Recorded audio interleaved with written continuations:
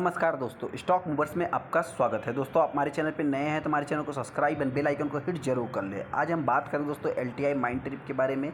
इस स्टॉक की बात कर सकते हैं, इसके ऊपर आप चाहे तो नज़र बना के चल सकते हैं। मैं ऐसा क्यों बोल रहा हूँ दोस्तों, अभी इस कंपनी के जो है कि निफ्टी 50 में शामिल होने की बात चल रही है। जो न्यूज़ निकल के आ रहा है दोस्तों, देखिए मैंने यहाँ पे क्वेश्चन मार्क लगाया है, निफ्टी 50 में शामिल हो सकता है। दोस्तों ऐसा क्यों, आपसे बता देते हैं कि जो न्यूज़ है, जितना भी निफ्टी 50 में शामिल होने के लिए फॉर्मेट होते हैं दोस्तों, सभी को जो है कि ये कंपनी फुलफिल कर रही है। ऐसा होगा कि नहीं होगा दोस्तों, जिससे रिलेटेड मैं आगे डिस्कस करूंगा। बहुत सारे इन्वेस्टर इस स्टॉक को टॉप पे बाइंग करके फंसे हैं, जिससे रिलेटेड हम बात करेंगे। और अभी इस स्टॉक को बाइंग करना चाहिए नहीं करना चाहिए, जिससे रिलेटेड हम बात करेंगे। चलिए हम स्टॉक के ऊपर आ जाते हैं, स्टॉक के ऊपर भी आएंगे। सबसे पहले कुछ न्यूज़ को हम कवर कर लेते हैं। सबसे पहले बता देते हैं कि 27 अप्रैल के कंपनी को रिजल्ट आने वाले हैं, जो कि फाइनेंशियल ईयर कंपनी रिजल्ट पेश करेगी और जो है कि डिविडेंड से रिलेटेड भी मीटिंग करेगी।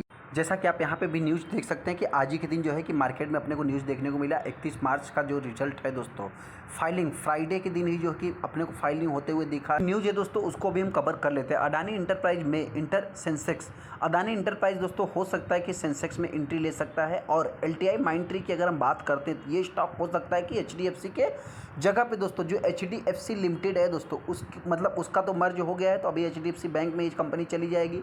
तो उसकी जगह पे दोस्तों आपसे बता दें कि LTI माइंडट्री जो है कि आ सकता है। ऐसा यहाँ पे भी आप देख सकते हैं कि LTI Mindtree is likely to make it the benchmark Nifty and Adani enterprise to Sensex in place of HDFC after the completion of its a merger के बाद दोस्तों, जो देखा जाए तो HDFC है दोस्तों, ये क्या है कि सेंसेक्स में है, तो इसकी जगह पर हो सकता है कि अदानी इंटरप्राइज आ सकता है। और दोस्तों निफ्टी 50 में तो अदानी इंटरप्राइज ऑलरेडी है, तो इसकी जगह पे बताना चाहते हैं कि LTI माइंडट्री आ सकता है, जैसा कि आप यहाँ पे भी देख सकते हैं according to the analyst estimate दोस्तों। लेकिन हाँ, ऐसा जो है कि अभी तक जो है कि एस्टीमेट लगाया जा रहा है, जो कि एनालिस्ट के हिसाब से है। जो कि होगा कि नहीं होगा ये तो आने वाला समय बताएगा। अगर मर्जर की हम बात करते हैं तो HDFC लिमिटेड और HDFC बैंक का जो मर्जर है 2 से 3 महीने में हो सकता है कि पूरी तरह से कंप्लीट हो जाए। LTI माइंडट्री निफ्टी 50 में आता है तो 1400 करोड़ का जो कि फ्लो लेके आ सकता है। जैसा कि आप यहाँ पे देख सकते हैं, इनफ्लो जो है कि 1400 करोड़ का 170 मिलियन आ सकता है। और जबकि अदानी इंटरप्राइज दोस्तों कुड सी अराउंड 1000 करोड़, अगर वहाँ पे सेंसेक्स में अगर ये कंपनी ऐड होती है तो 1000 करोड़ लेके आ सकती है। LTI Mindtree appear to the strong candidates दोस्तों। सबसे पहले मतलब जो रिप्लेस करने में जो स्ट्रॉन्ग कैंडिडेट्स ये है, जैसा कि हमने आपको बताया कि फुलफिल पूरी तरह से ये कंपनी करती है। HDFC is the Nifty index based on current price data, while Adani enterprise appear to be the most likely to replace in Sensex when the merger is over. IIFL securities के जो वैल्यू धन है दोस्तों, श्रीराम वैल्यू धन, उन्होंने कहा है LTI Mindtree which has a free float, जो कंपनी का फ्री फ्लोट मार्केट कैप है दोस्तों, आपसे पता है 44,326 करोड़ का है। और यहाँ पे जो कि देखा है तो rally nearly 14% in the last 3 month में इस कंपनी ने रैली दिखा दिया है, कंपेयर टू 2.5% जो है कंपनी डिक्लाइन है। निफ्टी अगर कंपेयर करेंगे तो निफ्टी जो है कंपनी 2.5% IT इंडेक्स में जो है कि डाउन है। यहाँ पे दोस्तों आपसे बताना चाहते हैं कि अगर आप देखेंगे LTI माइंड वास format after the merge of Mindtree and Larsen Toubro में जो है कि मर्ज हुआ था 14 नवंबर 2022 को। यही नहीं दोस्तों, आपसे बताना चाहते जो कि HDFC है दोस्तों, वो जो है कि MSCI इंडेक्स में भी है। तो ऐसे में ऑलरेडी देखा जाए तो HDFC बैंक है, तो 2 तो होगा नहीं क्योंकि अभी उसमें मर्ज हो जाएगा दोस्तों, तो ऐसे में वहाँ पे भी जगह खाली है।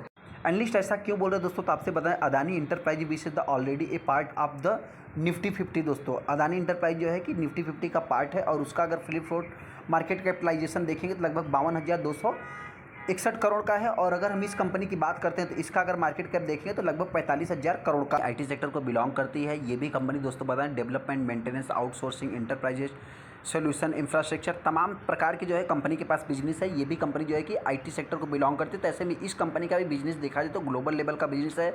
और दोस्तों IT सेक्टर में देखा जाए तो 5वीं सबसे बड़ी कंपनी देखने को मिलेगी एज ए इंडिया पर्पज से। इंडिया में अगर हम बात करेंगे दोस्तों 5वीं सबसे बड़ी कंपनी है। करंट मार्केट प्राइस की बात करते हैं तो लगभग 4,500 का है। हाई की बात करते हैं तो 6300 पे कंपनी गई थी, वहाँ बहुत सारे इन्वेस्टर बाइंग करके फंसे हैं, जिससे रिलेटेड भी हम आगे डिस्कस करें। 3700 का कंपनी लो लगाया था, PE देखा जाए तो 40 का है, बुक वैल्यू 311 का है, डिविडेंड कंपनी कुछ पे करती है, ROC ROE बेस्ट है, 1 का फेस वैल्यू। ये माइंडट्री अगर दोस्तों निफ्टी 50 में इंक्लूड हो जाता है तो आपसे बताना चाहते हैं कि जितना भी मतलब अभी तक IT सेक्टर वाली कंपनी है, आप देखेंगे 6 के 6 IT सेक्टर वाली कंपनी दोस्तों निफ्टी 50 में इंक्लूड होने के बाद देखा जाए तो लगभग 4 कंपनी जो है कि सेंसेक्स में भी है। तो ऐसे में दोस्तों बताना चाहते हैं कि बहुत मतलब आने वाले समय दोस्तों इन स्टॉक में अपने को तेज़ी देखने को मिल सकती है।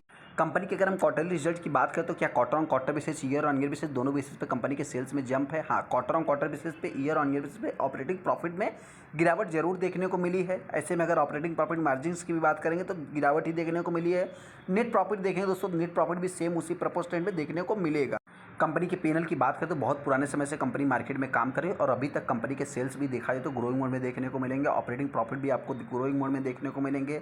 नेट प्रॉफिट सारा कुछ दोस्तों कंपनी का अच्छा है। सेल्स ग्रोथ भी देखेंगे लगभग 20% का है लॉन्ग टाइम का।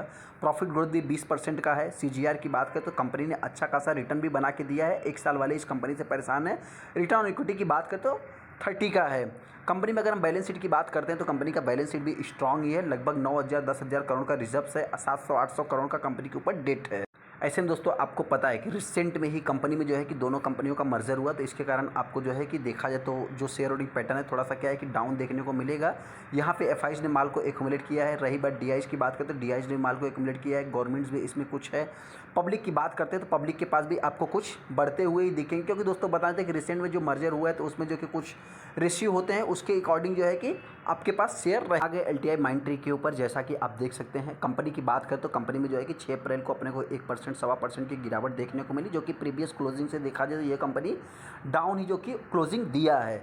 अगर कंपनी के 5 दिन की बात करते हैं तो 5 दिन ये कंपनी 4.5% का रिटर्न बना के दे दिया है। 1 महीने की बात करें तो 1 महीने में भी कंपनी जो है कि एक फ्लैट ही कह सकते हैं, ना ही बहुत उतार चढ़ाव, कुछ भी नहीं, आपको नो प्रॉफिट नो लॉस में है। हाँ, ऐसे में अगर दोस्तों जो हमने आपसे बताया कि 3 महीने में ही कंपनी ने अच्छा खासा रिटर्न बना के दिया है, तो अगर आप देखेंगे जो कि यहाँ पे 13-15% का कंपनी रिटर्न बना के दिया है। कब से दोस्तों? जनवरी से लेकर के अप्रैल तक, जैसा कि आप यहाँ पे देख सकते हैं। अगर हम 6 महीने की बात करते हैं 4% कंपनी डाउन है। वाई टू डेट में देखेंगे तो 10% का कंपनी रिटर्न बना के दिया है।